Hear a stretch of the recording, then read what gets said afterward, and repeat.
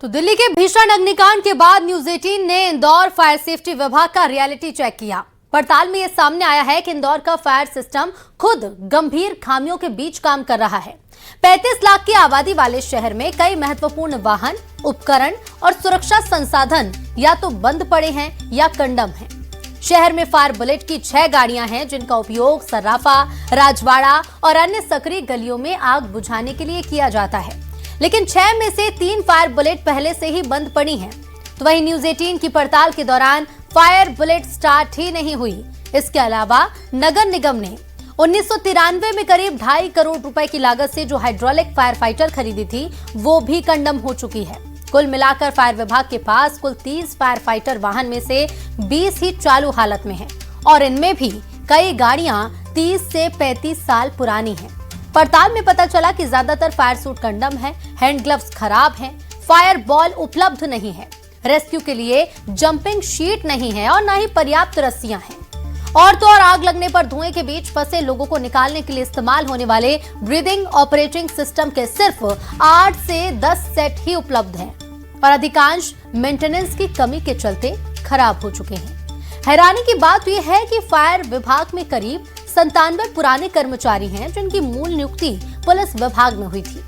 इसके अलावा लगभग 70 आउटसोर्स कर्मचारी थर्ड आई कंपनी के जरिए काम कर रहे हैं जिनका वेतन करीब 10,000 रुपए प्रति माह है और इनकी भर्ती नगर निगम ने ही की थी। इतना ही नहीं, 2024 के बाद यहां फायर एसपी का पद नहीं है क्योंकि फायर विभाग अब नगर निगम के अधीन आ गया है और इसकी जिम्मेदारी नगर निगम के अपर आयुक्त आशीष पाठक के पास है। इंदौर में सक्रिय गलियों में आग लग जाए तो आग बुझाने के लिए कोई भी संसाधन मौजूद नहीं है।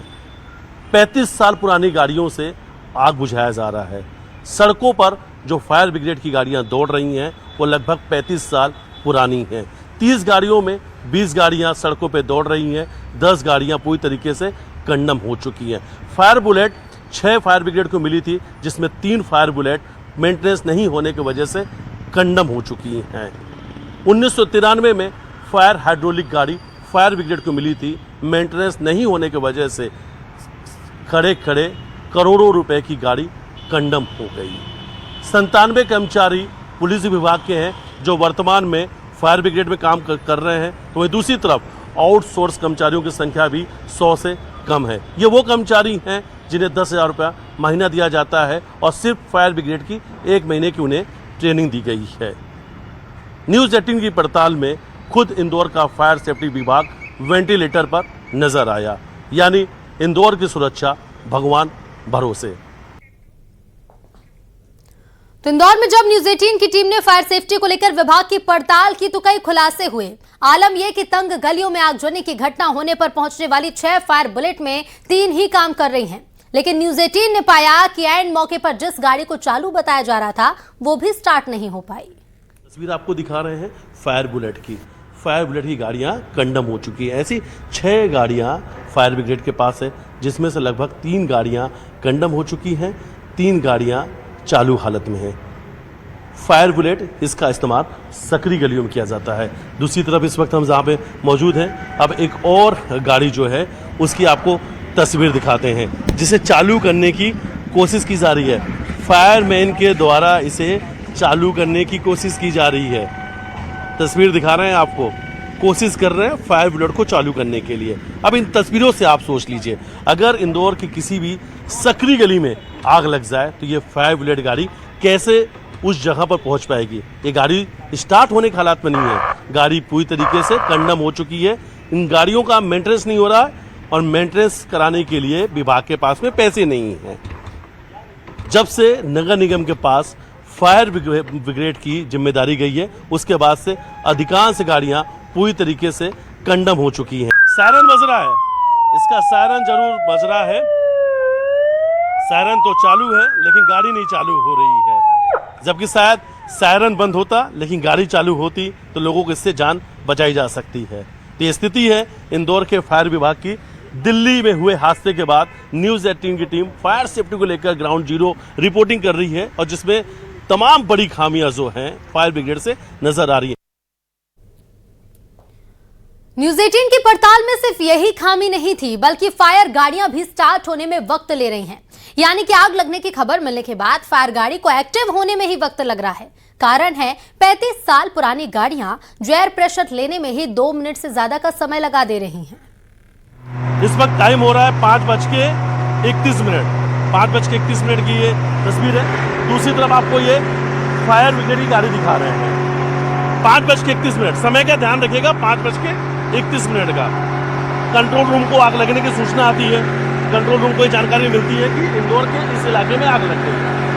उसके बाद फायर ब्रिगेड के ड्राइवर गाड़ी में बैठ चुके हैं। अब यहाँ से ये फायर ब्रिगेड की गाड़ी बाहर निकलेगी।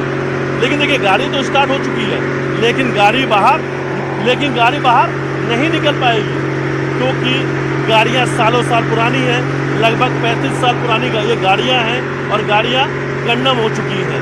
अब देखिए, गाड़ी बाहर निकली है, लेकिन अब 5:33 का वक्त हो रहा है। यानी 2 मिनट का वक्त यहीं लग गया गाड़ी चालू होने के बाद। यानी 2 मिनट तक ये गाड़ी यहाँ पे पहले चालू हुई, उसका 2 मिनट तक गाड़ी को एयर प्रेशर लेना पड़ा। उसके बाद गाड़ी फायर के लिए यानी आग बुझाने के लिए बाहर निकल पाई। ये हालात है इंदौर के फायर विभाग का। 35 साल पुरानी गाड़ियां आग बुझाने के लिए दौड़ रही हैं। तस्वीर हम आपको दिखा रहे हैं कि गाड़ी चालू तो हो जाती है, लेकिन गाड़ी को बाहर निकलने में काफी देर तक का इंतजार करना पड़ता है। कई सारे समय इसी में बर्बाद हो जाते हैं। हैरानी की बात तो यह भी रही कि मिनी मुंबई कहे जाने वाले शहर में ऊंची इमारतों में लगी आग को काबू करने के इंतजाम नाकाफी हैं। यहां 33 साल पुरानी हाइड्रोलिक फायर गाड़ी है जरूर, लेकिन वो भी खराब हालत में। 2.5 करोड़ की इस खास गाड़ी का मेंटेनेंस ही नहीं हो रहा है। Fire hydraulic platform bronto sky lift 32 hydraulic. इस वक्त हम आपको ये फायर ब्रिगेड की गाड़ी दिखा रहे हैं। 32 फीट तक ये गाड़ी आग बुझा सकती है। 1993 में ये गाड़ी इंदौर फायर ब्रिगेड विभाग को मिली थी। उसके बाद सिर्फ एक बार इस गाड़ी का इस्तेमाल हो पाया। उसके बाद से ये गाड़ी इसी जगह पे खड़े खड़े कंडम हो गई, क्योंकि गाड़ी का मेंटेनेंस नहीं हो पाया। एक बार के मेंटेनेंस का खर्चा 80 से 85 हज़ार रुपये था। गाड़ी का मेंटेनेंस नहीं हुआ और लगभग 2.5 करोड़ रुपए की ये हाइड्रोलिक फायर ब्रिगेड की गाड़ी कंडम हो गई। इंदौर में अगर 10 से 12 मंजिला हाई राइज अपार्टमेंट में आग लग जाए तो आग बुझाने के लिए कोई भी गाड़ी फायर सेफ्टी विभाग के पास नहीं है। हाई राइज अपार्टमेंट में आग बुझाने के लिए एयरपोर्ट से हाइड्रोलिक गाड़ियां बुलानी पड़ती है। तस्वीर दिखा रहे हैं, 2.5 करोड़ की गाड़ी 1993 में आई और खड़े खड़े कंडम हो गई। तो कुल मिलाकर देश की राजधानी दिल्ली में होटल में हुए भीषण अग्निकांड के बाद अब इंदौर में भी फायर सेफ्टी को लेकर सवाल उठने लगे हैं। होटल एसोसिएशन के प्रदेश अध्यक्ष सुमित सूरी ने कहा कि दिल्ली हादसे से सबक लेते हुए इंदौर समेत पूरे प्रदेश के होटल और रेस्टोरेंट का दोबारा से फायर सेफ्टी ऑडिट कराया जाना चाहिए। उनका कहना है कि हर 3 साल में फायर एनओसी लेना अनिवार्य है, लेकिन सिस्टम में मौजूद खामियों के कारण कई बार आसानी से एनओसी जारी हो जाती है। अब ऐसे में फायर सेफ्टी व्यवस्था की सख्ती से समीक्षा और जांच जरूरी है। सुमित सूरी ने कहा कि वो फायर विभाग को पत्र लिखकर प्रदेश भर के होटल की फायर सेफ्टी ऑडिट कराने की मांग करेंगे। हमारी एसोसिएशन की होटल्स हैं जो 3 सितारा, 4 सितारा, 5 सितारा होटल्स होती हैं। इनके अंदर तो सेफ्टी ऑडिट्स होते हैं और फायर की ड्रिल भी समय समय पे की जाती है। अब इस हादसे को देखते हुए तुरंत बाकी सब शहरों में, बाकी सब जगह जैसे तैयारी कर दी होगी, तो हम हमारी एसोसिएशन की तरफ से एक एडवाइजरी जारी करके सभी लोग ऑडिट करा लें और कहीं अगर लेकुना लगता है तो उसको कैसे कंपनसेट कर सकते हैं या कैसे उस कमी को दूर किया जा सकता है, उसके ऊपर विचार कर लिया जाएगा। आपके माध्यम से अपने सभी सदस्यों को मैं सूचना भी देना चाहूँगा कि फायर विभाग, बाकी अन्य संबंधित विभाग जांच करें, उससे पहले हम लोग अपना खुद का एक सेफ्टी ऑडिट कंप्लीट करा। लास्ट टाइम कब हुआ है सर इंदौर में? इंदौर में सर होता क्या है कि हम लोग ये मान करके चलें कि जब इनके। हालांकि दूसरी तरफ नगर निगम का कहना है कि इंदौर में छोटे बड़े मिलाकर कुल 300 होटल रजिस्टर्ड हैं और नगर निगम अपर आयुक्त का कहना है कि सभी होटल के पास फायर एनओसी है।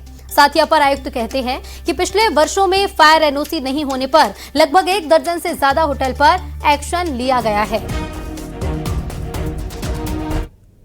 हमारे यहाँ छोटे बड़े कुल 300 होटल्स हैं, जिसमें 90 बड़े होटल्स हैं और सभी के लिए फायर एनओसी जारी भी की गई है और किसी भी बड़ा व्यावसायिक परिसर या इनफैक्ट अगर कोई रेसिडेंशियल प्रेमाइसेस भी रहता है एक सर्टेन स्क्वायर फीट या क्षेत्र से ज़्यादा, उसमें पहले उसका फायर प्लान का अप्रूवल जब वो बिल्डिंग परमिशंस के लिए अप्लाई करते हैं तो होता ही है, और उनको एक सर्टेन पीरियड बाद जब वो उसका एग्जीक्यूशन कर लेते हैं तो एनओसी जारी की जाती है और हर 3 साल में उसको हम लोग रिन्यूअल करते हैं। तो कई बड़े व्यावसायिक परिसर को बंद भी किया था, क्योंकि इस तरह की जो घटनाएं होती हैं उसमें ज़्यादा आवश्यक ये है कि अगर एनओसी जारी की गई है तो उसका एग्जीक्यूशन भी हो और जो स्टाफ हो वो ट्रेंड हो, तो उसके लिए भी कई बार हम लोग अभियान चलाते हैं।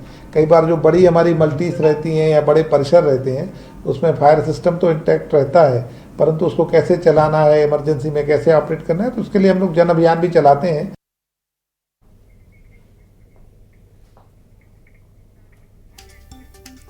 भोपाल राजधानी, जहां हर दिन हजारों लोग होटल और लॉज में ठहरते हैं, लेकिन क्या ये इमारतें आग जैसी आपदा से निपटने के लिए तैयार हैं? आंकड़े चौंकाने वाले हैं। शहर में करीब 2000 होटल और लॉज संचालित हैं, जिनमें से लगभग 1300 में रेस्टोरेंट और किचन भी मौजूद हैं। लेकिन जानकारी के मुताबिक 50% से ज्यादा छोटे और मध्यम स्तर के होटल आज भी वैध या अपडेटेड फायर एनओसी के बिना संचालित हो रहे हैं। यानी करीब 800 से 1000 होटल ऐसे हैं जहां सुरक्षा व्यवस्था पर गंभीर सवाल खड़े होते हैं। वहीं 150 से 200 होटल की फाइलें तकनीकी कमियों के कारण अटकी हुई हैं। नियम साफ हैं, 15 मीटर से ऊंची इमारत, 500 वर्ग मीटर से बड़े प्लॉट या 50 से ज्यादा कमरों वाले होटल के लिए फायर एनओसी अनिवार्य है।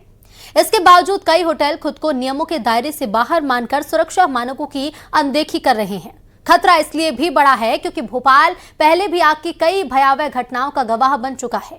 हमीदिया रोड होटल अग्निकांड, एमपी नगर बेसमेंट आग, न्यू मार्केट शॉर्ट सर्किट हादसा, वल्लभ भवन और सतपुड़ा भवन की आग जैसी घटनाएं अब भी लोगों के जहन में ताजा हैं।